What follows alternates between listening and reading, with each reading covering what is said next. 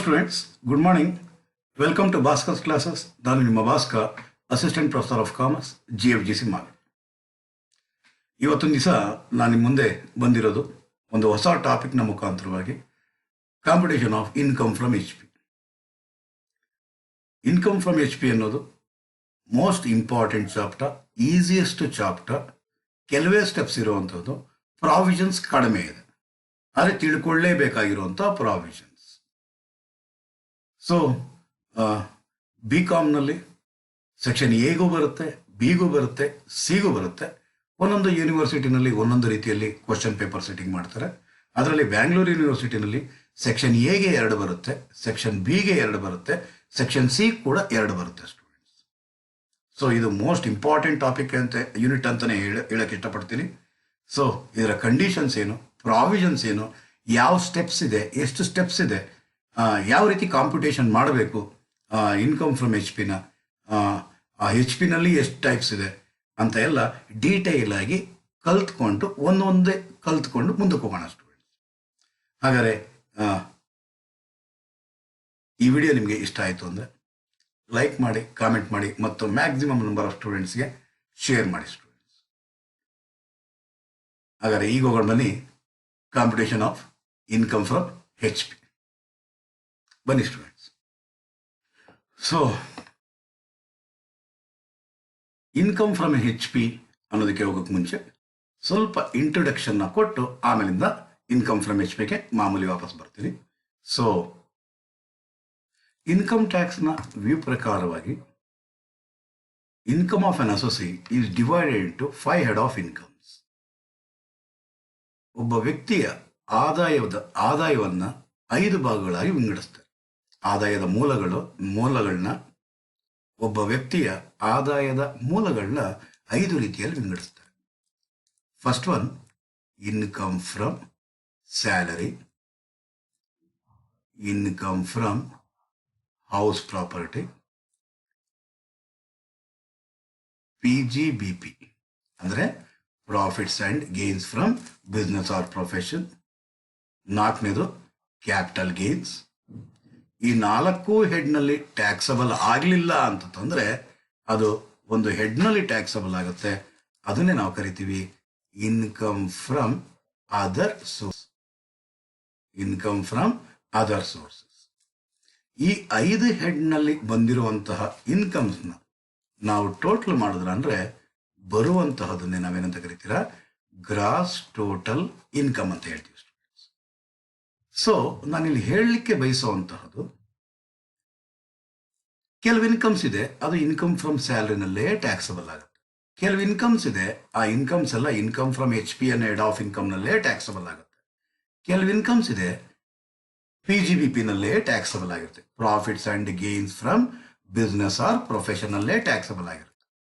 ಕೆಲವು ಇನ್ಕಮ್ಸ್ ಇದೆ capital ಗೇನ್ಸಲ್ಲೇ taxable ಆಗಿರುತ್ತೆ. ಈ 4 ಹೆಡ್ನಲ್ಲಿ ಕವರ್ ಆಗದೆ ಇರುವಂತಹದೆಲ್ಲ ಇನ್ಕಮ್ ಫ್ರಮ್ ಅದರ್ ಸೋರ್ಸ್ ಅಂತಾರೆ. ಅಂದರೆ ಇನ್ಕಮ್ ಫ್ರಮ್ ಅದರ್ ಸೋರ್ಸಸ್ ಅಲ್ಲಿ ಯಾವ ಇನ್ಕಮ್ಸ್ ಟ್ಯಾಕ್ಸಬಲ್ ಆಗುತ್ತೆ ಅಂತಲೂ ಹೇಳುತ್ತೆ. ಹಾಗಾದರೆ ಯಾವ ಇನ್ಕಮ್ಗಳು ಇನ್ಕಮ್ ಫ್ರಮ್ ಸ್ಯಾಲರಿನಲ್ಲಿ ಟ್ಯಾಕ್ಸಬಲ್ ಆಗುತ್ತೆ, ಯಾವ ಇನ್ಕಮ್ಗಳು ಇನ್ಕಮ್ ಫ್ರಮ್ HP ಟ್ಯಾಕ್ಸಬಲ್ ಆಗಿರುತ್ತೆ, ಯಾವ ಇನ್ಕಮ್ಸು PGBPನಲ್ಲಿ ಟ್ಯಾಕ್ಸಬಲ್ ಆಗಿರುತ್ತೆ, ಯಾವ ಇನ್ಕಮ್ಸು ಕ್ಯಾಪಿಟಲ್ ಗೇನ್ಸಲ್ಲಿ ಟ್ಯಾಕ್ಸಬಲ್ ಆಗಿರುತ್ತೆ, ಮತ್ತು ಯಾವ incomes income from other sources ಅಲ್ಲಿ ಟ್ಯಾಕ್ಸಬಲ್ ಆಗುತ್ತೆ ಅಂತ ಹೇಳುವಂತಹ ಒಂದು ಸೆಕ್ಷನ್ ಇದೆ.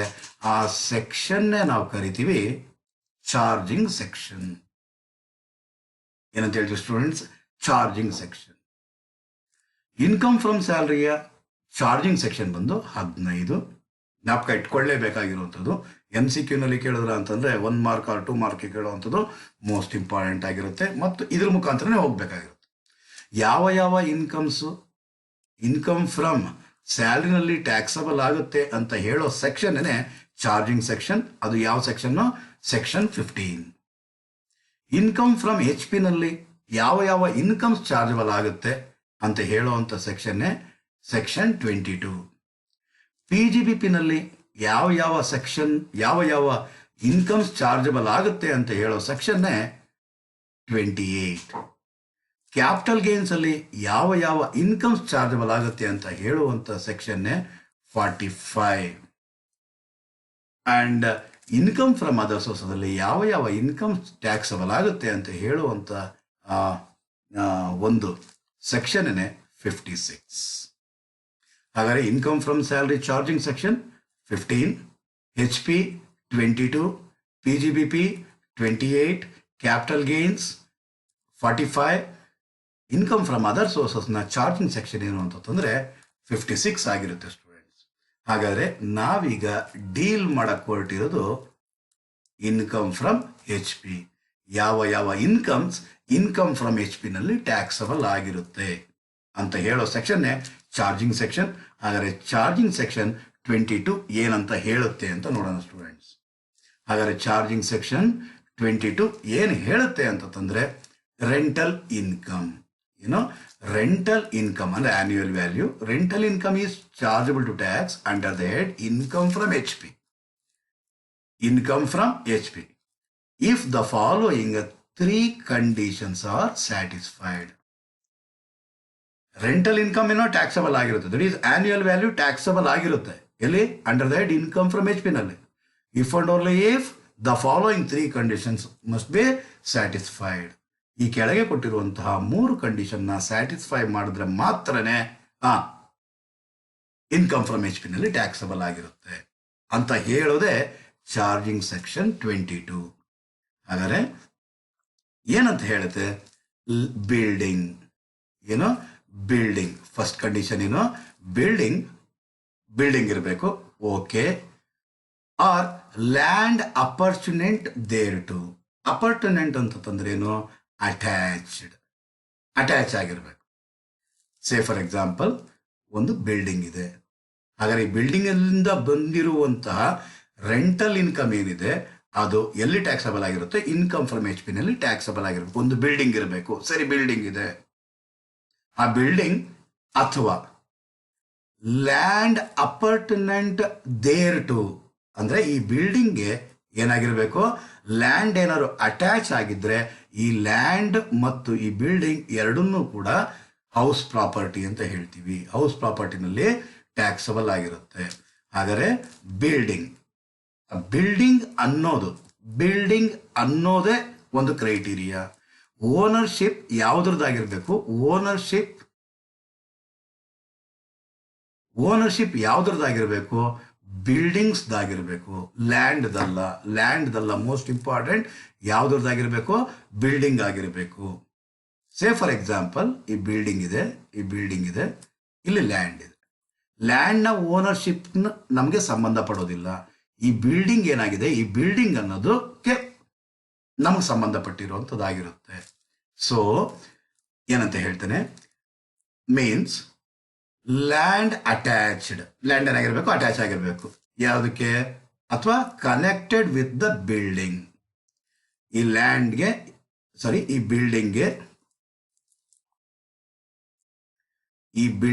ಬಿಲ್ಡಿಂಗ್ ಏನಿದೆ, ಈ ಬಿಲ್ಡಿಂಗ್ಗೆ ಈ ಲ್ಯಾಂಡ್ ಅಟ್ಯಾಚ್ ಆಗಿರ್ಬೇಕು.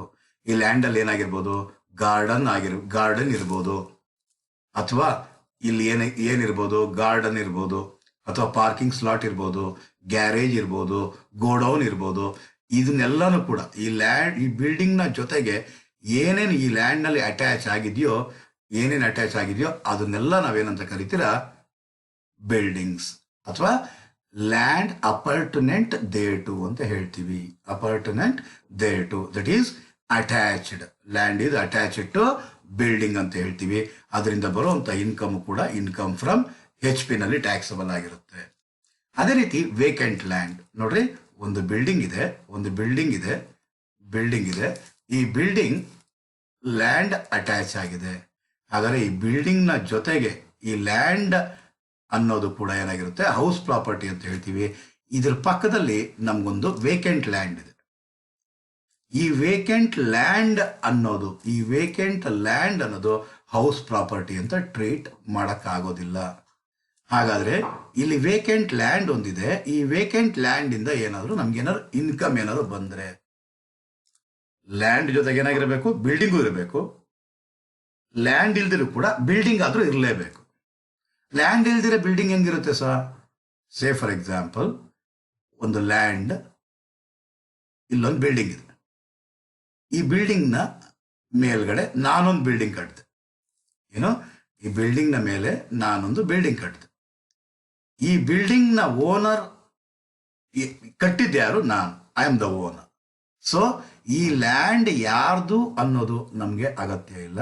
ಈ ಬಿಲ್ಡಿಂಗ್ನಿಂದ ನಮಗೆ ರೆಂಟಲ್ ಇನ್ಕಮ್ ಏನಾದ್ರು ಬಂದರೆ ಇನ್ಕಮ್ ಫ್ರಮ್ HP ನಲ್ಲಿ ಟ್ಯಾಕ್ಸಬಲ್ ಆಗುತ್ತೆ ಸ್ಟೂಡೆಂಟ್ಸ್. ಇನ್ನೊಂದು ಇಲ್ಲಿ ಗಮನ ಹರಿಸಬೇಕಾಗಿರೋದು, ಇಲ್ಲಿ ವೇಕೆಂಟ್ ಲ್ಯಾಂಡ್ ಏನಿದೆ, ಈ ಲ್ಯಾಂಡ್ನಲ್ಲಿ ಈ ವೇಕೆಂಟ್ ಲ್ಯಾಂಡ್ ಅಂದರೆ ಖಾಲಿ ಜಾಗ. ಈ ಖಾಲಿ ಜಾಗದಿಂದ ನನಗೇನಾದರೂ ಇನ್ಕಮ್ ಬಂದರೆ ಆ ಇನ್ಕಮ್ ಫ್ರಮ್ ಅದರ್ಸ್ ಟ್ಯಾಕ್ಸಬಲ್ ಆಗುತ್ತೆ students.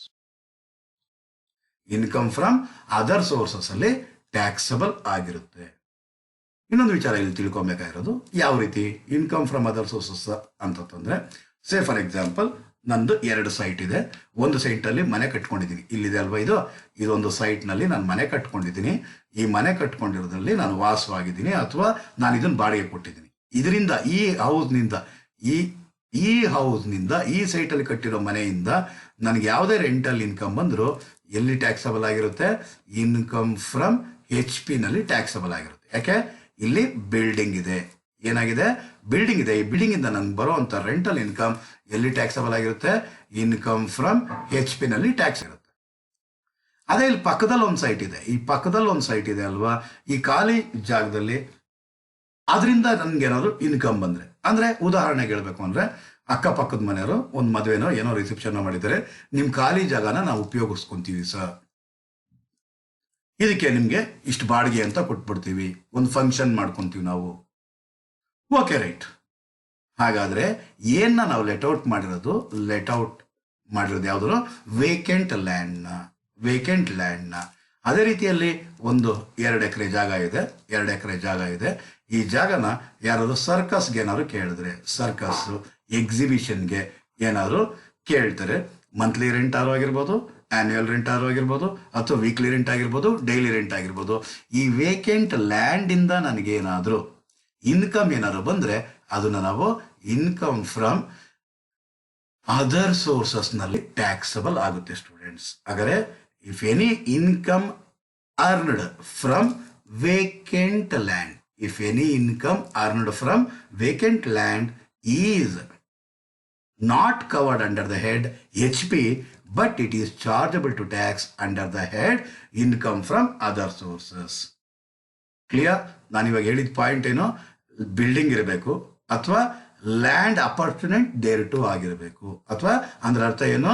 Land is attached to building ಆಗಿರಬೇಕು, land is connected with the building ಆಗಿರಬೇಕು. ಅಂದ್ರೆ ಒಂದು ಪಾರ್ಕಿಂಗ್ ಸ್ಲಾಟ್ ಆಗಿರ್ಬೋದು, ಕಾರಿಡಾರ್ ಆಗಿರ್ಬೋದು, ಒಂದು ಗ್ಯಾರೇಜ್ ಆಗಿರ್ಬೋದು, ಒಂದು ಗೋಡೌನ್ ಇರಬಹುದು, ಇವನ್ನೆಲ್ಲನೂ ಕೂಡ ಬಿಲ್ಡಿಂಗ್ ಅಂತಾನೆ ಹೇಳ್ತೀವಿ. ಸೊ ಇದು ಆದ ನಂತರ ಎರಡನೇದು ಹೇಳಿದ್ದು, ವೇಕೆಂಟ್ ಲ್ಯಾಂಡ್ ಇಂದ ಏನಾದ್ರು ಏನಾದ್ರು ಮಾಡ್ತಿದ್ರೆ ಅಲ್ಲಿ ಬಿಲ್ಡಿಂಗ್ ಅನ್ನೋ ಅಂಶನೇ ಅಲ್ಲಿಲ್ಲ ಅಂತಂದ್ರೆ ಏನಾಗಿರುತ್ತೆ students? Income from other sources ಅಲ್ಲಿ ಟ್ಯಾಕ್ಸಬಲ್ ಆಗಿರುತ್ತೆ, ಇನ್ಕಮ್ ಫ್ರಮ್ HP ನಲ್ಲಿ ಟ್ಯಾಕ್ಸಬಲ್ ಆಗಿರೋದಿಲ್ಲ. ಓಕೆ, ನೆಕ್ಸ್ಟ್ ನಾನು ಇವಾಗ ಹೇಳ್ತಾ ಇರೋದು ಚಾರ್ಜಿಂಗ್ ಸೆಕ್ಷನ್ 22. ಅಂದ್ರೆ ಯಾವ ಇನ್ಕಮ್ಸ್ ಬರುತ್ತೆ, ಯಾವ ಇನ್ಕಮ್ ಬರಲ್ಲ ಅಂತ ಹೇಳೋ ಸೆಕ್ಷನ್ನೇ ಚಾರ್ಜಿಂಗ್ ಸೆಕ್ಷನ್. ಅದು income from HP charging section ಎಷ್ಟು? 22. ಹಾಗಾದ್ರೆ ಇನ್ನ ಇನ್ಕಮ್ ಫ್ರಮ್ ಸಬ್ಲೆಟಿಂಗ್ ಅಂದ್ರೆ ಅರ್ಥ ಏನು? ಸಬ್ಲೆಟಿಂಗ್ ಅಂದ್ರೆ ಅರ್ಥ ಏನು? ಲೆಟ್ಟಿಂಗ್ ಅಂತಂದ್ರೆ, ಸೇ ಫಾರ್ ಎಕ್ಸಾಂಪಲ್ ಮಿಸ್ಟರ್ A ಇದ್ದಾನೆ, ಮಿಸ್ಟರ್ B ಇದ್ದಾನೆ, ಮಿಸ್ಟರ್ C ಇದ್ದಾನೆ. ಮಿಸ್ಟರ್ B ಏನ್ ಮಾಡ್ತಾನೆ? A ಇಂದ ಈ ಮನೆನ ಬಾಡಿಗೆ ತಗೊಂತಾನೆ. ಯಾರು ತಗೊಂಡಿದ್ದು? ಮಿಸ್ಟರ್ B ಬಾಡಿಗೆಗೆ ತಗೊಂತಾನೆ. ಯಾರಿಂದ?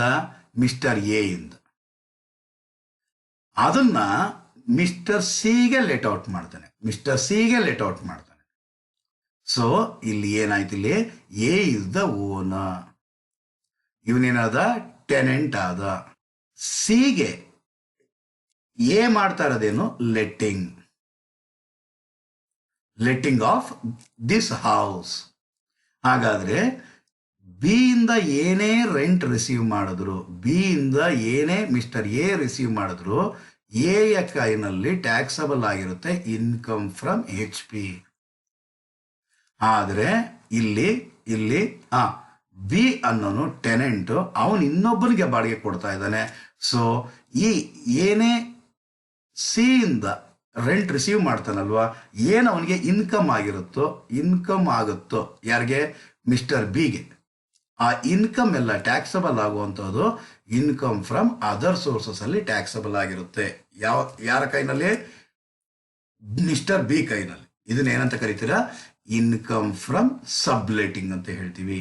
Income from subletting. ಲೆಟ್ಟಿಂಗ್ ಅಂದ್ರೆ ನನ್ನ ಮನೆನ ನಾನು ಬಾಡಿಗೆ ಕೊಟ್ರೆ ಅದು ಲೆಟ್ಟಿಂಗ್ ಆಫ್ ಹೌಸ್. ನಾನೇ ಬಾಡಿಗೆಗೆ ತಗೊಂಡು ನಾನು ಬೇರೆಯವ್ರಿಗೆ ಬಾಡಿಗೆ ಕೊಟ್ರೆ ಅದನ್ನೇನಂತ ಕರಿತೀವಿ ಸ್ಟೂಡೆಂಟ್ಸ್, ಸಬ್ಲೆಟಿಂಗ್ ಅಂತ ಹೇಳ್ತೀವಿ. ಹಾಗಾದ್ರೆ income from subletting is chargeable to tax under the head income from other sources. Temporary structures shall not be considered as building. Temporary structures ಇರುತ್ತೆ. ಸೇ ಫಾರ್ ಎಕ್ಸಾಂಪಲ್, ಸರ್ಕಸ್ನಲ್ಲಿ ಏನು ಉಪಯೋಗಿಸ್ತಾರೆ, ಬಿಲ್ಡಿಂಗ್ ಒಳಗಡೆ ಸರ್ಕಸ್ ನಡೆಸಲ್ಲ, ಏನು ಮಾಡಿರ್ತಾರೆ, ಟೆಂಟ್ಸ್ನ ಹಾಕಿರ್ತಾರೆ. ಒಂದು ಎಕ್ಸಿಬಿಷನ್ 1 ತಿಂಗಳಿಗೋ 15 ದಿವಸಕ್ಕೋ ಎಕ್ಸಿಬಿಷನ್ ನಡೆಯುತ್ತೆ, ನೋಡಿರ್ತೀರ ನೀವೆಲ್ಲ. ಸೊ ಆ ಸರ್ಕಸ್ಸು ಮತ್ತು ಎಕ್ಸಿಬಿಷನ್ಸ್ ಎಲ್ಲ 1 ವಾರ ತಿಂಗಳ ಲೆಕ್ಕದಲ್ಲಿರುತ್ತೆ. ಅಲ್ಲಿ ಹಾಕಿರುವಂತಹ ಟೆಂಪರರಿ ಸ್ಟ್ರಕ್ಚರ್ಸ್ ಇರುತ್ತಲ್ವಾ, ಅದನ್ನು ನಾವು ಬಿಲ್ಡಿಂಗ್ ಅಂತ ಕರೆಯೋದಿಲ್ಲ. ಹಾಗಾದ್ರೆ ಅಂತಹ ಇನ್ಕಮ್ ಕೂಡ ಇನ್ಕಮ್ ಫ್ರಮ್ ಎಚ್ ಪಿ ನಲ್ಲಿ ಟ್ಯಾಕ್ಸಬಲ್ ಆಗೋದಿಲ್ಲ ಅಂತ ಹೇಳ್ತಾನೆ. ಅಂದ್ರೆ ಇಲ್ಲಿ ನಾನು ಹೇಳ್ತಿರೋದು ಲ್ಯಾಂಡ್ ಅಪಾರ್ಟ್ಮೆಂಟ್ ಅಂದ್ರೆ ಅಟ್ಯಾಚ್ ಟು ಹೌಸ್ ಪ್ರಾಪರ್ಟಿ ಅನ್ನರ್ಥ. ಹಾಗಾದ್ರೆ ಫಸ್ಟ್ ಕಂಡೀಷನ್ ಏನು, building or land appurtenant thereto. ಅಂದ್ರೆ ಬಿಲ್ಡಿಂಗ್ ಇರಬೇಕು ಅಥವಾ ಲ್ಯಾಂಡ್ ಅಪಾರ್ಟ್ಮೆಂಟ್ ದೇರ್ ಟು, ಅಂದ್ರೆ ಅಟ್ಯಾಚ್ ಆಗಿರಬೇಕು. ಆ ಲ್ಯಾಂಡ್ ಅನ್ನೋದೇನಾಗಿರ್ಬೇಕು, ಅಟ್ಯಾಚ್ ಆಗಿರ್ಬೇಕು. ಯಾವುದಕ್ಕೆ, ಬಿಲ್ಡಿಂಗ್. ಸಪರೇಟ್ ವೇಕೆಂಟ್ ಲ್ಯಾಂಡ್ ಇದ್ರೆ ಇಲ್ಲಿ ಟ್ಯಾಕ್ಸಬಲ್ ಆಗಲ್ಲ, ಇನ್ಕಮ್ ಫ್ರಮ್ ಅದರ್ ಸೋರ್ಸಸ್ ಅಲ್ಲಿ ಟ್ಯಾಕ್ಸಬಲ್ ಆಗುತ್ತೆ ಅಂತ ಹೇಳಿದೆ. ಹಾಗಾದ್ರೆ ಸೆಕೆಂಡ್ ಕಂಡೀಷನ್, ಚಾರ್ಜಿಂಗ್ ಸೆಕ್ಷನ್ 22 ಏನಂತ ಹೇಳುತ್ತೆ ಅಂದ್ರೆ, if the following 3 conditions are satisfied, then those incomes are chargeable to tax under the head income from HP ಅಂತ ಹೇಳ್ತಾನೆ. ಹಾಗಾದ್ರೆ ಇನ್ಕಮ್ ಫ್ರಮ್ ಎಚ್ ಪಿ ನಲ್ಲಿ ಟ್ಯಾಕ್ಸಬಲ್ ಆಗಬೇಕು ಅನ್ನೋ 3 ಕಂಡೀಷನ್ ಸ್ಯಾಟಿಸ್ಫೈ ಆಗಿರಬೇಕು. Condition number one, building or land appurtenant thereto. Second one, assessee must be the owner. ನಾನು already ಇಲ್ಲಿ explain ಮಾಡುವಾಗ ನಾನು ನಿಮ್ಗೆ ಹೇಳಿದೆ ಏನಂತ, ಮಿಸ್ಟರ್ ಎ ಇದ್ದಾನೆ, ಯಾರಿದ್ದಾರೆ, ಮಿಸ್ಟರ್ ಎ ಇದ್ದಾನೆ. ಎ ಬಿಗೆ ಬಾಡಿಗೆ ಕೊಡ್ತಾನೆ, ಬಿ ಸಿಗೆ ಬಾಡಿಗೆ ಕೊಡ್ತಾನೆ. ಹಾಗಾದ್ರೆ ಎ ಬಾಡಿಗೆ ಅವನ ಮನೇನ ಅವನು ಕೊಡ್ತಿದ್ದಾನೆ ಅಂದ್ರೆ ಎಲ್ಲಿ ಟ್ಯಾಕ್ಸಬಲ್ ಆಗಿರುತ್ತೆ, ಇನ್ಕಮ್ ಫ್ರಮ್ ಎಚ್ ಪಿ ನಲ್ಲಿ ಟ್ಯಾಕ್ಸಬಲ್ ಆಗಿರುತ್ತೆ. ಆದರೆ ಮಿಸ್ಟರ್ ಬಿ ಸಿಗೆ ಬಾಡಿಗೆ ಕೊಡ್ತಾ ಇದ್ದಾನೆ. So what ever may be the income earned by mister B is not chargeable to tax under the head income from HP, whereas that income is chargeable to tax under the head income from other sources ಅಂತ ಹೇಳುತ್ತೆ. ಯಾವುದು, charging section 22. ಹಾಗಾದ್ರೆ assessee must be the owner, ಅವನು owner ಆಗಿರ್ಬೇಕು, legal owner ಆಗಿರ್ಬೇಕು. ಆ legal owner ಜೊತೆಗೆ income tax ಅಂದುಕೊಳ್ಳುತ್ತೆ. Deemed owner ಆಗುತ್ತೆ. ಕೆಲವರು ಲೀಗಲ್ ಆಗಿ ಓನರ್ ಆಗಿರಲ್ಲ, ಪ್ರಾಪರ್ಟಿ ಅವ್ರ ಹೆಸರಲ್ಲಿ ಇರೋದಿಲ್ಲ. ಆದ್ರೂ ಕೂಡ ಇನ್ಕಮ್ ಟ್ಯಾಕ್ಸ್ ಅಂದುಕೊಳ್ಳುತ್ತೆ, ಊಹೆ ಮಾಡಿಕೊಳ್ಳುತ್ತೆ, ಅಸಂಪ್ಷನ್ ಮಾಡಿಕೊಳ್ಳುತ್ತೆ. ಏನಂತ, ನೀನೇ ಓನರ್ ಅಂತ ಹೇಳುತ್ತೆ. ಒಂದು ಉದಾಹರಣೆಗೆ ಹೇಳಬೇಕು ಅಂತಂದ್ರೆ, ಒಬ್ಬ ಹಸ್ಬೆಂಡ್ ತನ್ನ ವೈಫ್ಗೆ ಮನೆಯನ್ನ ಟ್ರಾನ್ಸ್ಫರ್ ಮಾಡ್ತಾನೆ. ಒಬ್ಬ ಹಸ್ಬೆಂಡ್ ತನ್ನ ವೈಫ್ಗೆ ಒಂದು ಹೌಸ್ ಪ್ರಾಪರ್ಟಿ ಏನಿದೆ, ಆ ಹೌಸ್ ಪ್ರಾಪರ್ಟಿನ ಏನ್ ಮಾಡ್ತಾನೆ, ಟ್ರಾನ್ಸ್ಫರ್ ಮಾಡ್ತಾನೆ. ಇಬ್ರು ಜೊತೆಗೆ ವಾಸವಾಗಿದ್ದಾರೆ ಅಂದ್ರೆ ಈ ವೈಫ್ಗೆ ಟ್ರಾನ್ಸ್ಫರ್ ಮಾಡಿದ್ದಾನೆ. ಆ ಮನೆಯಿಂದ ಅವನಿಗೇನ್ ಬರ್ತಾ ಇದೆ, ರೆಂಟಲ್ ಇನ್ಕಮ್ ಬರ್ತಾ ಇದೆ. ಯಾರಿಗೆ ಬರ್ತಿದೆ, ಹೆಂಡತಿಗೆ ಬರ್ತಿದೆ. ಸೊ ಅಂತಹ ಸಂದರ್ಭದಲ್ಲಿ ಇನ್ಕಮ್ ಟ್ಯಾಕ್ಸ್ ಹೇಳುತ್ತೆ ಏನಂತ, ಇನ್ಕಮ್ ಟ್ಯಾಕ್ಸ್ ಆಕ್ಟ್ ಹೇಳುತ್ತೆ ಏನಂತ ಹೇಳುತ್ತೆ, ನೀವು ಟ್ಯಾಕ್ಸ್ ಅವಾಯ್ಡೆನ್ಸ್ಗೋಸ್ಕರ ಏನಕ್ಕೆ ನೀವು ಟ್ಯಾಕ್ಸ್ ಅವಾಯ್ಡೆನ್ಸ್ಗೋಸ್ಕರ ನಿನ್ನ ಪ್ರಾಪರ್ಟಿನ ಇನ್ಅಡಿಕ್ವೇಟ್ ಕನ್ಸಿಡ್ರೇಷನ್ ಅಲ್ಲಿ ನಿನ್ನ ಹೆಂಡತಿಗೆ ಟ್ರಾನ್ಸ್ಫರ್ ಮಾಡಿದ್ದೀಯಾ. ಸೊ ಆ ಪ್ರಾಪರ್ಟಿ ಆಕೆಯ ಹೆಸರಲ್ಲಿ ಇದ್ರೂ ಕೂಡ, ಅಂದ್ರೆ ಲೀಗಲ್ ಓನರ್ಶಿಪ್ ಯಾರ ಹೆಸರಲ್ಲಿದೆ, ವೈಫ್ನ ಹೆಸರಿನಲ್ಲಿ ಇದ್ರೂ ಕೂಡ, ವೈಫ್ನ ಹೆಸರಿನಲ್ಲಿ ಇದ್ರೂ ಕೂಡ ಈ ಹಸ್ಬೆಂಡ್ನೇನೆ ಅಂದ್ಕೊಂತೀವಿ ಓನರ್ ಅಂದ್ಬಿಟ್ಟಿದೆ. ಅದನ್ನೇ ನಾವೇನಂತ ಕರಿತೀರಾ, ಡೀಮ್ಡ್ ಓನರ್ ಅಂತ ಹೇಳ್ತೀವಿ. ಡೀಮ್ಡ್ ಓನರ್ ಅಂತ ಹೇಳ್ತೀವಿ. ಅದೇ ರೀತಿಯಲ್ಲಿ ಒಬ್ಬ ತಂದೆ ತನ್ನ ಮೈನರ್ ಚೈಲ್ಡ್ಗೆ ಇನ್ಅಡಿಕ್ವೇಟ್ ಕನ್ಸಿಡರೇಷನ್ ಮುಖಾಂತರ ಏನ್ ಮಾಡ್ತಾರೆ, ಪ್ರಾಪರ್ಟಿನ ಟ್ರಾನ್ಸ್ಫರ್ ಮಾಡ್ಬಿಡ್ತಾರೆ. ಇನ್ಅಡಿಕ್ವೇಟ್ ಕನ್ಸಿಡರೇಷನ್ ಅಲ್ಲಿ ಪ್ರಾಪರ್ಟಿನ ಟ್ರಾನ್ಸ್ಫರ್ ಮಾಡ್ತಾರೆ. ಆ ಮಗು ಹೆಸರಲ್ಲಿ ಯಾವುದೇ ಇನ್ಕಮ್ ಇರೋದಿಲ್ಲ. ಆ ಇನ್ಕಮ್ ಬಂದರೂ ಕೂಡ ಟ್ಯಾಕ್ಸ್ ಅವಾಯ್ಡೆನ್ಸ್ ಮಾಡೋಕ್ಕೋಸ್ಕರನೇ ಈ ಪ್ರಾಪರ್ಟಿನ ಟ್ರಾನ್ಸ್ಫರ್ ಮಾಡಿದ್ಯಾ ಅಂದ್ಬಿಟ್ಟಿದೆ. ಆ ಫಾದರ್ನೇ ಏನಂತ ಅನ್ಕೊಂತೀವಿ, ಡೀಮ್ಡ್ ಓನರ್ ಅಂತ ಹೇಳ್ತೀವಿ. ಅಂಡರ್ ಸೆಕ್ಷನ್ 27 ಅದು ಹೇಳುತ್ತೆ. ಮುಂದಕ್ಕೆ ಅದನ್ನ ಡೀಟೇಲ್ ಆಗಿ ಡಿಸ್ಕಸ್ ಮಾಡೋಣ ಸ್ಟೂಡೆಂಟ್. ಹಾಗಾದ್ರೆ assessee must be the owner. ಜೊತೆಗೆ owner includes deemed owner. Deemed ಓನರ್ನು ಕೂಡ ಓನರ್ ಅಂತ ಅಂದ್ಕೊಂತೀವಿ. ಅದೇ ಹಸ್ಬೆಂಡ್ ವೈಫು ಲಿವಿಂಗ್ ಅಪಾರ್ಟ್ ಆಗಿ, ಅಂದ್ರೆ ದೂರ ಅಂದ್ರೆ ಡೈವೋರ್ಸ್ ಆಗಿರುತ್ತೆ ಅಂತ. ಹಸ್ಬೆಂಡ್ ಪ್ರಾಪರ್ಟಿನ ಟ್ರಾನ್ಸ್ಫರ್ ಮಾಡಿದ್ದಾನೆ. ಸೊ ವೈಫ್ ಮತ್ತು ಹಸ್ಬೆಂಡ್ ಜೊತೆಗಿಲ್ಲ, ಇಬ್ಬರಿಗೂ ಡೈವರ್ಸ್ ಆಗಿದೆ. ಆಕೆನೇ ಬೇರೆ ಇದ್ದಾಳೆ, ಈಕೆನೇ ಬೇರೆ ಇದ್ದಾಳೆ ಅಂತಂದ್ರೆ ಆಗ ಹಸ್ಬೆಂಡ್ನ ನಾವು ಡೀಮ್ಡ್ ಓನರ್ ಅಂತ ಹೇಳೋದಿಲ್ಲ. ಇಬ್ರು ಜೊತೆಗಿದ್ರೆ husband will become what, deemed owner. ಇಬ್ರು ಬೇರೆ ಬೇರೆ ಆಗಿದ್ರೆ ಆಗ ಹಸ್ಬೆಂಡ್ನ ನಾವು ಡೀಮ್ಡ್ ಓನರ್ ಅಂತ ಅನ್ನಲ್ಲ. ಲೀಗಲ್ ಓನರ್ ಯಾರು, ವೈಫ್. ಆಕೆ ಹೆಸರಲ್ಲೇ ಟ್ಯಾಕ್ಸಬಲ್ ಆಗಿರುತ್ತೆ. ಆಕೆಯ ಇನ್ಕಮ್ನಲ್ಲೇ ಟ್ಯಾಕ್ಸಬಲ್ ಆಗಿರುತ್ತೆ. ಹಾಗಾದ್ರೆ ಫಸ್ಟ್ ಕಂಡೀಷನ್ ಏನು, building or land appurtenant thereto. Second one ಏನು, assessee must be the owner. Owner includes what, deemed owner under section 27. ಎರಡು ಕಂಡೀಷನ್ಸ್ ಆಯ್ತು. ಮೂರನೇ ಕಂಡೀಷನ್ ಏನಂದ್ರೆ, property must not be used for own business or profession. ಈ ಪ್ರಾಪರ್ಟಿನ, ಈಗ ನನ್ನ ಹತ್ರ ಒಂದು ಬಿಲ್ಡಿಂಗ್ ಇದೆ. ಈ ಬಿಲ್ಡಿಂಗ್ನ ನಾನು ಏನಕ್ಕೆ ಉಪಯೋಗಿಸಬಾರ್ದು, ತನ್ನ ಓನ್ ಬಿಸ್ನೆಸ್ ಆರ್ ಪ್ರೊಫೆಷನ್ಗೆ ಉಪಯೋಗಿಸಬಾರ್ದು. ಅಕಸ್ಮಾತ್ ಈ ಬಿಲ್ಡಿಂಗ್ನ ನಾನು ನನ್ನ ಓನ್ ಬಿಸ್ನೆಸ್ ಆರ್ ಪ್ರೊಫೆಷನ್ಗೆ ನಾನು ಉಪಯೋಗಿಸ್ಕೊಂಡ್ರೆ ಅದು HP ನಲ್ಲಿ ಟ್ಯಾಕ್ಸಬಲ್ ಆಗೋದಿಲ್ಲ. HP ನಲ್ಲಿ ಏನಾಗಿರೋದಿಲ್ಲ, ಟ್ಯಾಕ್ಸಬಲ್ ಆಗೋದಿಲ್ಲ. ಅದನ್ನ ಎಲ್ಲಿ ಡೀಲ್ ಮಾಡ್ತೀವಿ ನಾವು, PGBP ನಲ್ಲಿ ಡೀಲ್ ಮಾಡ್ತೀವಿ. If an associate used house property for his own business or profession, again ಮಾಡಬೇಕಾಗಿರುತ್ತೆ, ಇನ್ಕಮ್ ಫ್ರಮ್ HP ನಲ್ಲಿ ಆ ಇನ್ಕಮ್ ಟ್ಯಾಕ್ಸಬಲ್ ಆಗೋದಿಲ್ಲ. ಅದು ಎಲ್ಲಿ ಟ್ಯಾಕ್ಸಬಲ್ ಆಗಿರುತ್ತೆ, ಎಲ್ಲಿ ಡೀಲ್ ಮಾಡ್ತೀವಿ ಅದನ್ನ PGBP ಅಂದ್ರೆ profits and gains from business or profession ಅಲ್ಲಿ ಡೀಲ್ ಮಾಡ್ತೀವಿ. ಹಾಗಾದ್ರೆ ಕಂಡೀಷನ್ ಚಾರ್ಜಿಂಗ್ ಸೆಕ್ಷನ್ 22 ಏನಂತ ಹೇಳುತ್ತೆ, ಮೂರು ಕಂಡೀಷನ್ ಸ್ಯಾಟಿಸ್ಫೈ ಮಾಡಿದ್ರ ಅಂತಂದ್ರೆ ಅದು PGBP ನಲ್ಲಿ ಟ್ಯಾಕ್ಸಬಲ್ ಆಗುತ್ತೆ ಅಂತ ಹೇಳ್ತೇನೆ. ಒಂದು, building or land appurtenant thereto. ಎರಡನೇದು, assessee must be the owner ಅಂದ್ರೆ ಓನರ್ ಇನ್ಕ್ಲೂಡ್ಸ್ ಡೀಮ್ಡ್ ಓನರ್. ಮೂರನೇ ಕಂಡೀಷನ್ ಏನ್ ಹೇಳುತ್ತೆ, property must not be used for his own business or profession.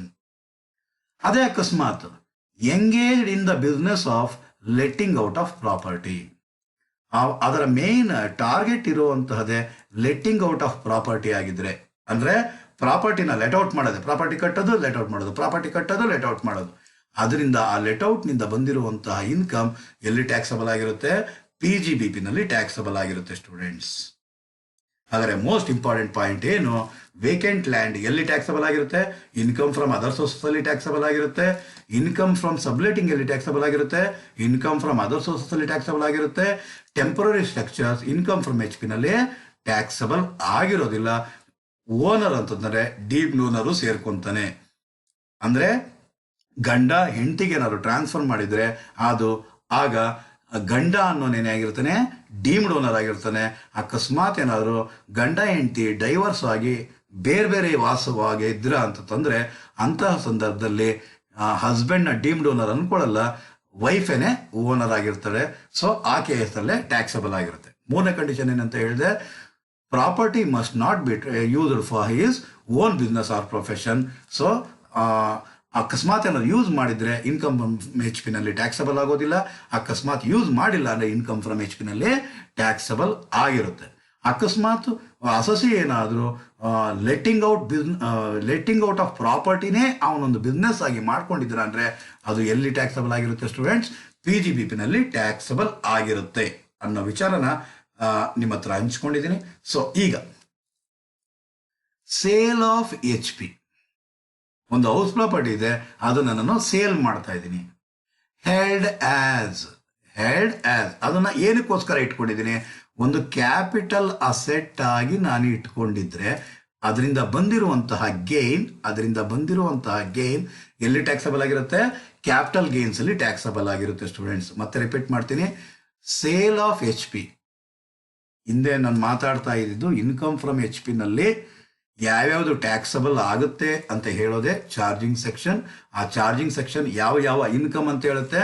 If 3 conditions are satisfied then only the following incomes are chargeable to tax under the head income from H P ಅಂತ ಹೇಳಿದೆ. So 1, 2, 3 incomes, 3 condition satisfy ಮಾಡಿದ್ರ ಅಂತಂದ್ರೆ income from H ಪಿನಲ್ಲಿ taxable ಆಗುತ್ತೆ ಅಂತ ಹೇಳಿದೆ. ಈಗ ನಾನು ಹೇಳ್ತಾ ಇರೋದು ಇಲ್ಲೆಲ್ಲ ಮಾತಾಡ್ತಾ ಇರೋದೆಲ್ಲ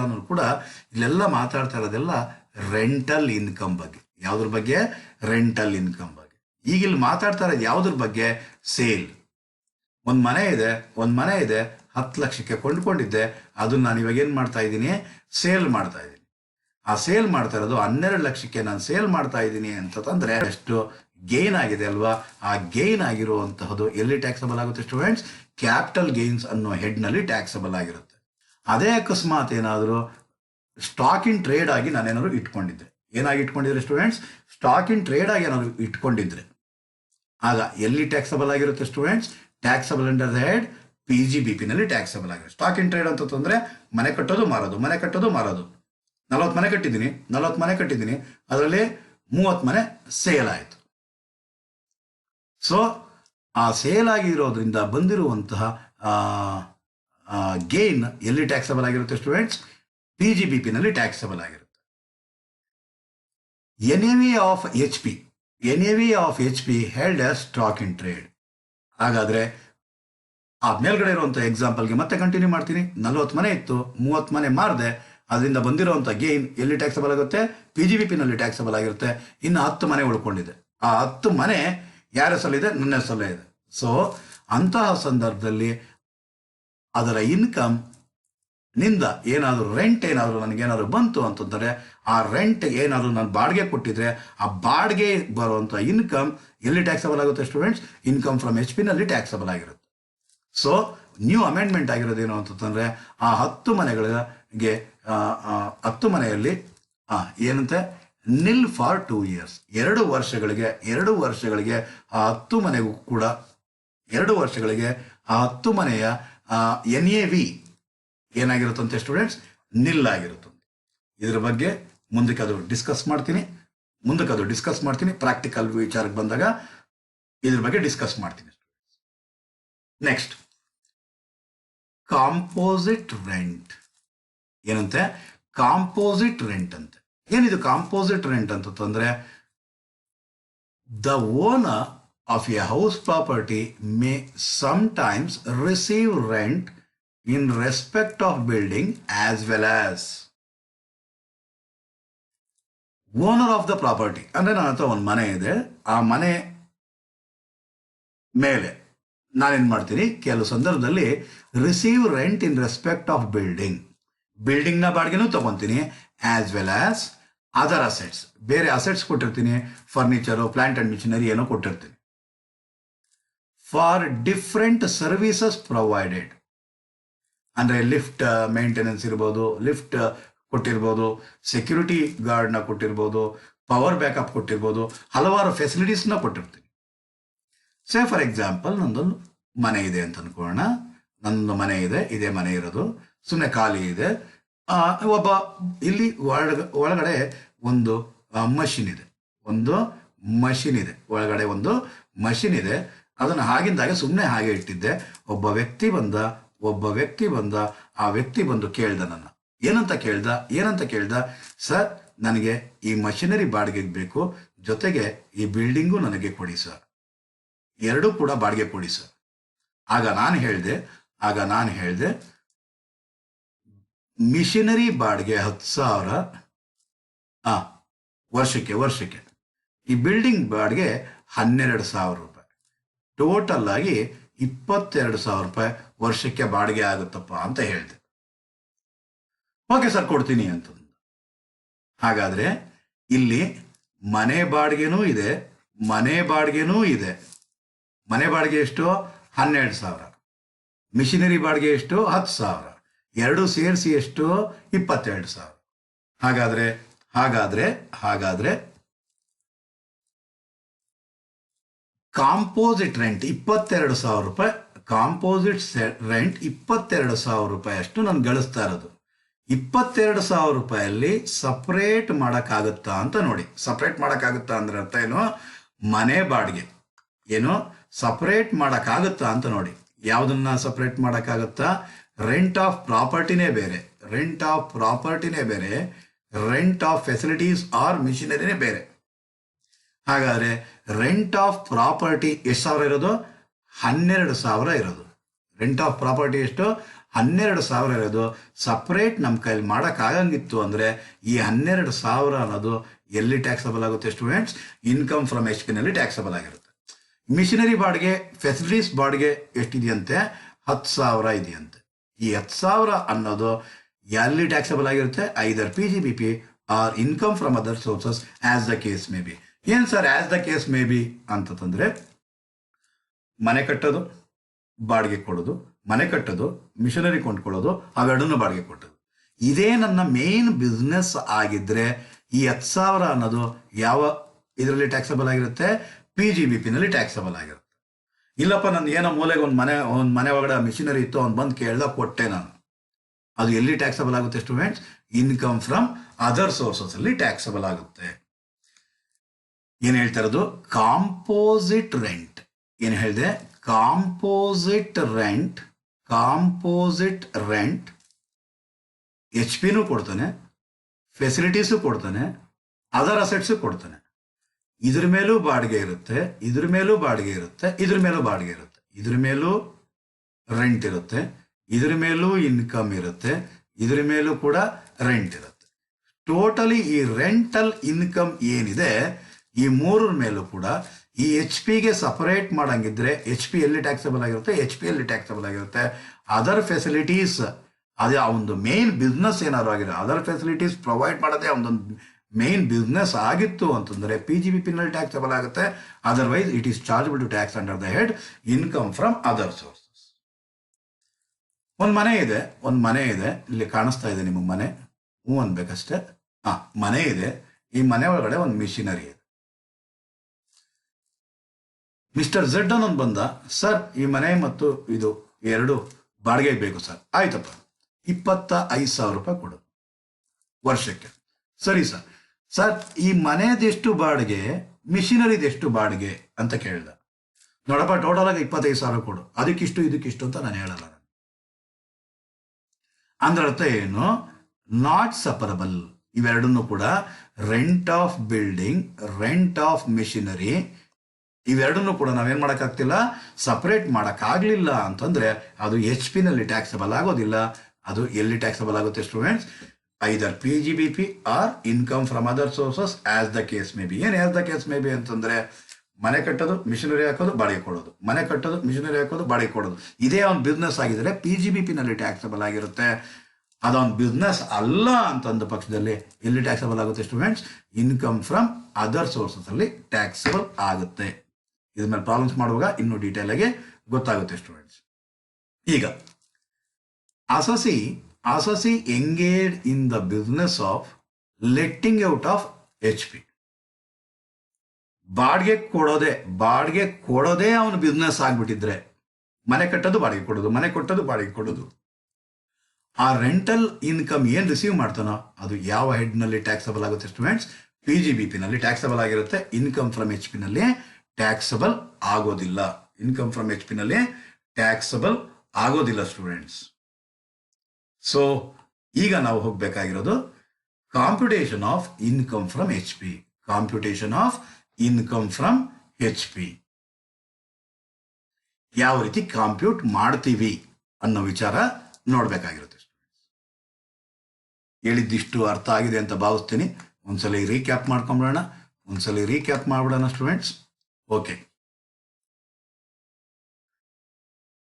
ಓಕೆ. ಇನ್ಕಮ್ ಫ್ರಮ್ ಸ್ಯಾಲರಿಯ charging section 15, income from H ಪಿದು 22, PGBP charging section 28, capital gains ನ charging section 45, income from other source ನ ಚಾರ್ಜಿಂಗ್ ಸೆಕ್ಷನ್ 56 ಆಗಿರುತ್ತೆ. ಈ 5 ಹೆಡ್ ಆಫ್ ಇನ್ಕಮ್ಸ್ನ ನಾವು ಟೋಟಲ್ ಮಾಡಿದ್ರೆ ಬರುವಂತಹ ಆ ಇನ್ಕಮ್ ಏನಂತ ಕರಿತೀರಾ, ಗ್ರಾಸ್ ಟೋಟಲ್ ಇನ್ಕಮ್ ಅಂತ ಹೇಳ್ತೀವಿ ಸ್ಟೂಡೆಂಟ್ಸ್.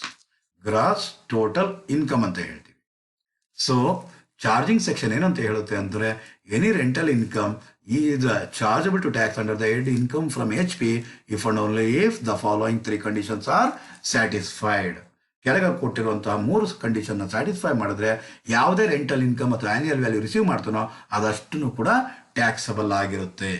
ಹಾಗಾದ್ರೆ ಯಾವ್ಯಾವ ಕಂಡೀಷನ್ ಅಂದರೆ, ಫಸ್ಟ್ ಕಂಡೀಷನ್ ಬಂದು building or land appurtenant there to.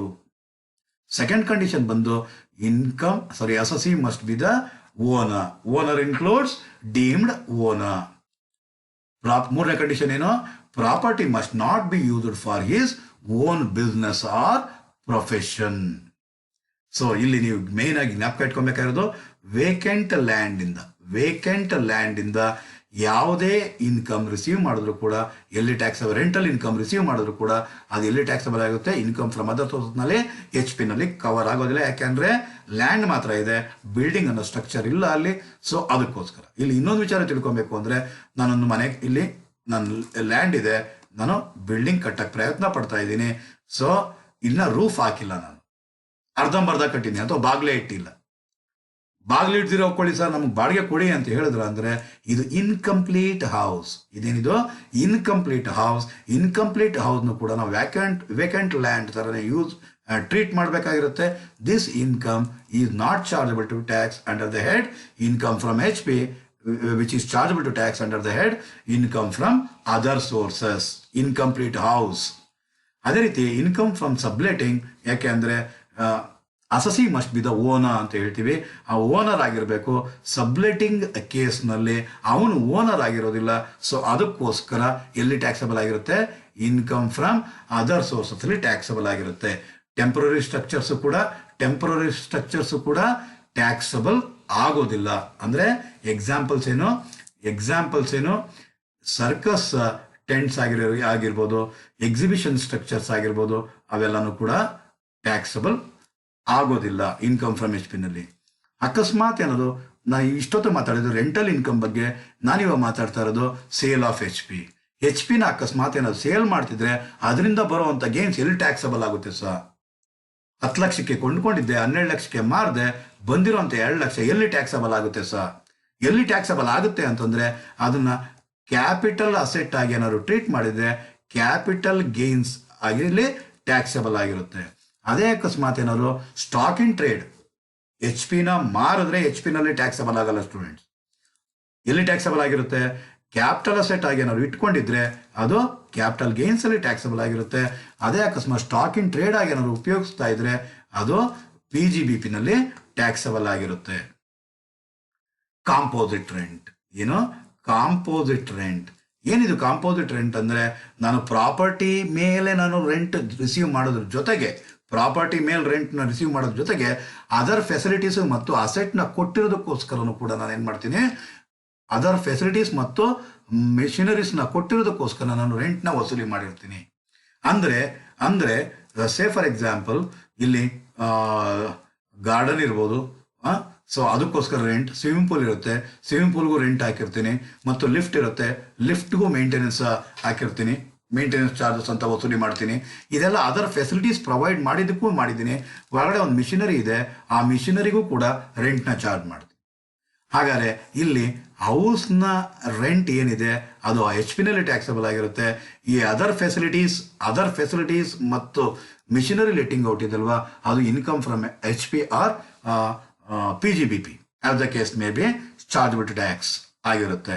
ಅಂದರೆ ಅದು ಸಪರೇಟ್ ಮಾಡೋಕ್ಕಾಗಿದ್ದರೆ ಎಚ್ ಪಿ ರೆಂಟ್ ಎಚ್ ಪಿನಲ್ಲಿ ಟ್ಯಾಕ್ಸಬಲ್ ಆಗಿರುತ್ತೆ.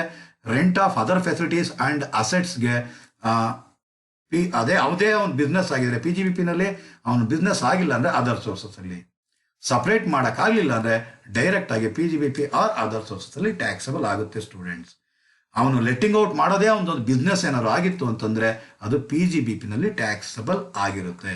ಇಲ್ಲಿ ನಾನು ಮೊದಲೇ ಹೇಳಿದ ಹಾಗಿದೆ rental income or annual value ಏನಂತ ಹೇಳ್ತಾ ಇದ್ದೀನಿ, rental income or annual value is chargeable to tax ಅಂತ ಹೇಳ್ತಾ ಇದ್ದೀನಿ. ಈ ಆನ್ಯುಯಲ್ ವ್ಯಾಲ್ಯೂ ಕಂಡುಹಿಡಿಯೋದು ಹೇಗೆ ಅಂತ ಹೇಳೋದೇ ಈಗ computation of income from H P. ಯಾವ ರೀತಿ ಇನ್ಕಮ್ ಫ್ರಮ್ ಎಚ್ ಪಿನ ಕಾಂಪ್ಯೂಟ್ ಮಾಡಬೇಕು ಅನ್ನೋದು ಒಂದು ಫಾರ್ಮೆಟ್ ಇದೆ. ಆ ಫಾರ್ಮೆಟ್ನ ಸ್ವಲ್ಪ ಡೀಟೇಲ್ ಆಗಿ ಸ್ಟಡಿ ಮಾಡಿಕೊಂಡು ಪ್ರಾಬ್ಲಮ್ ಮಾಡೋಣ. ಓಕೆ ಸ್ಟೂಡೆಂಟ್ಸ್, ಇನ್ನೊಂದು ವಿಚಾರ ಏನು ಅಂತಂದರೆ ಎಕ್ಸ್ ಕಂಪನಿ ಇದೆ. ಆ ಎಕ್ಸ್ ಕಂಪನಿ ಅನ್ನೋದು ಒಂದು ನಗರ ಪ್ರದೇಶದಿಂದ ಒಂದು ಸ್ವಲ್ಪ ದೂರದಲ್ಲಿ ಕಂಪನಿ ಮಾಡ್ಕೊಂಡಿದೆ. ಅಲ್ಲಿ ಬ್ಯಾಂಕಿಂಗ್ ವ್ಯವಸ್ಥೆ ಏನೂ ಇಲ್ಲ. ಅಂತಹ ಸಂದರ್ಭದಲ್ಲಿ ಸ್ಟೇಟ್ ಬ್ಯಾಂಕ್ ಆಫ್ ಇಂಡಿಯಾ ಅಥವಾ ಸ್ಟೇಟ್ ಬ್ಯಾಂಕ್ ಆಫ್ ಮೈಸೂರನ್ನ ಕನ್ಸಲ್ಟ್ ಮಾಡುತ್ತೆ. ನೋಡಿ, ಈ ಏರಿಯಾನಲ್ಲಿ, ನಮ್ಮ ಏರಿಯಾನಲ್ಲಿ ಬ್ಯಾಂಕ್ ಯಾವುದೂ ಇಲ್ಲ. ಒಂದು ಎ ಟಿ ಎಮ್ನ ಅಥವಾ ನೀವು ಒಂದು ಬ್ಯಾಂಕ್ನ ಬ್ರಾಂಚ್ನ ನೀವಿಲ್ಲಿ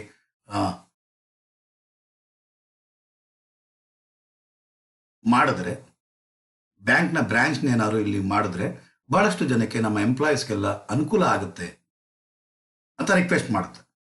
ಆ ಕಂಪನಿ ಆ ರಿಕ್ವೆಸ್ಟ್ ಮಾಡಿದಾದ್ಮೇಲೆ ಆ ಬ್ಯಾಂಕ್ ಮ್ಯಾನೇಜರ್ ಅಥವಾ ಬ್ಯಾಂಕ್ ಏನು ಹೇಳುತ್ತೆ ಅಂದರೆ, ನೋಡಿ ಅಲ್ಲಿ ಯಾವುದು ಬಿಲ್ಡಿಂಗ್ ನಮಗೆ ಸಮಂಜಸದು ಕಾಣಿಸಿಲ್ಲ, ಅದಕ್ಕೋಸ್ಕರ ನಾವು ಅಲ್ಲಿಂದ ಬ್ರಾಂಚ್ನ ಸ್ಟಾರ್ಟ್ ಮಾಡಿಲ್ಲ. ಸೊ ಅಲ್ಲಿ ಪ್ರಾಪರ್ ಬಿಲ್ಡಿಂಗ್, ಸೆಕ್ಯೂರಿಟಿ ಇರುವಂಥ ಬಿಲ್ಡಿಂಗ್ ಏನಾದ್ರು ನಮ್ಗೆ ಸಿಕ್ಕಿದ್ರೆ ಅಂದರೆ ಡೆಫಿನೆಟಾಗಿ ನಾವು ಮಾಡ್ತೀವಿ ಅಂತ ಹೇಳ್ತಾರೆ.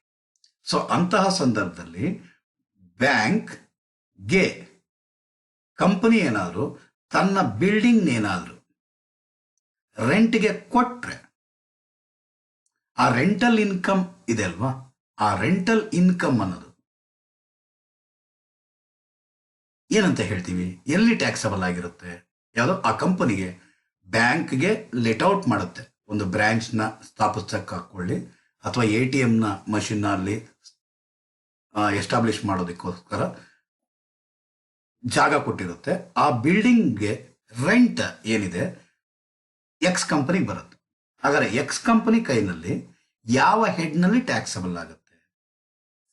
ಇಲ್ಲಿ ನಾವು ನೋಡಬೇಕಾಗಿರೋದು ಉದ್ದೇಶ ಏನು. ತನ್ನ ಬಿಸ್ನೆಸ್ಗೆ ಅನುಕೂಲ ಆಗಲಿ, ತನ್ನ ಎಂಪ್ಲಾಯೀಸ್ಗೆ ಅನುಕೂಲ ಆಗಲಿ ಅಂತ ತಂದ್ಬಿಟ್ಟಿದೆ ಅದು ಆ ಪ್ರಾಪರ್ಟಿನ ಲೆಟ್ಔಟ್ ಮಾಡಿರೋದು. ಸೊ ತನ್ನ ಬಿಸ್ನೆಸ್ನ ಗ್ರೋತ್ಗೋಸ್ಕರ ಆ ಬಿಲ್ಡಿಂಗ್ನ ಲೆಟ್ಔಟ್ ಮಾಡಿರುವಂತಹದ್ದು. ಸೊ ಆ ಇನ್ಕಮ್ ತನ್ನ ಬಿಸ್ನೆಸ್ಗೋಸ್ಕರ ಆಗಿರೋದ್ರಿಂದ ಪಿ ಜಿ ಬಿ ಪಿ ಅನ್ನೋ ಹೆಡ್ನಲ್ಲೇ ಟ್ಯಾಕ್ಸಬಲ್ ಆಗುತ್ತೆ ಸ್ಟೂಡೆಂಟ್ಸ್. ಯಾವ ಹೆಡ್ನಲ್ಲಿ?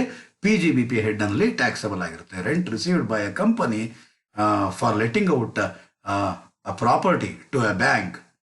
ಯಾವ ಉದ್ದೇಶ? ಬಿಸ್ನೆಸ್ ಉದ್ದೇಶದಿಂದ, ತನ್ನ ಬಿಸ್ನೆಸ್ ಸ್ಮೂತ್ ರನ್ನಿಂಗ್ಗೋಸ್ಕರ. ಅದೇ ರೀತಿ ನಿಮ್ಮ ಕಾಲೇಜ್ನಲ್ಲಿ ಸ್ವಲ್ಪ ದೂರದಲ್ಲಿರುವಂಥ ಕಾಲೇಜ್, ಹತ್ತಿರವಾಗಿರುವಂಥ ಕಾಲೇಜ್, ಯಾವುದೇ ಕಾಲೇಜಲ್ಲಿ ಆ ಕಾಲೇಜು ಪ್ರಾಪರ್ಟಿನ ಏನಕ್ಕೆ ಕೊಟ್ಟರೆ ಬ್ಯಾಂಕ್ನ ಸ್ಥಾಪಿಸೋಕ್ಕೆ ಕೊಟ್ಟರೆ ಅಂತಂದರೆ ಆ ಬ್ಯಾಂಕ್ಗೆ ಕೊಟ್ಟಿರುವಂತಹದ್ದು ಸ್ಟೂಡೆಂಟ್ಸ್ ಎಲ್ಲ ಆ ಬ್ಯಾಂಕ್ನಲ್ಲಿ ಯೂಸ್ ಮಾಡಲಿ ಅನ್ನೋ ಉದ್ದೇಶಕ್ಕೋಸ್ಕರ. ಸೊ ಕಾಲೇಜ್ ಏನು ರಿಸೀವ್ ಮಾಡ್ತಿದೆ, ರೆಂಟ್ ರಿಸೀವ್ ಮಾಡ್ತಿದೆ ಆ ಬ್ಯಾಂಕಿಂದ, ಅದು ಎಲ್ಲ ಯಾವುದಕ್ಕೆ ಟ್ಯಾಕ್ಸಬಲ್ ಆಗುತ್ತೆ?